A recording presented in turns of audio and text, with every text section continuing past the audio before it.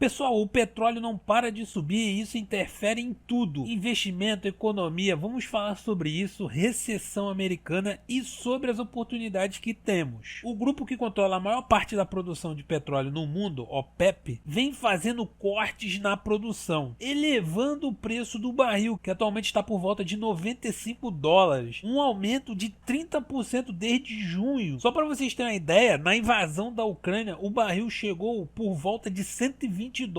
Nesse período, a gasolina aqui no Brasil bateu R$8 o litro. Mas, Maurício, eu não invisto em petroleiras, no setor de petróleo, eu sou ESG. Por que isso é importante? O petróleo ele é a base da economia do mundo. Tem influência em todos os setores, desde a produção de plásticos, produtos químicos, até fabricação do diesel e da gasolina. Então afeta diversas empresas de maneira mais forte umas ou menos forte outras. Porque a alta de petróleo diminui o poder de compra dos consumidores e também das empresas, reduz o consumo, eleva o nível de pessoas endividadas, reduz os investimentos das empresas e esfria a economia, vulgo recessão. Maurício, então é hora de investir no setor de petróleo, pô. Eu considero que esse barco já partiu, pois a maior parte da alta do potencial de lucro já passou e o risco atual já não vale tanto. Eu acredito que a OPEP vai deixar o barril de petróleo por volta disso, de 95 a $100.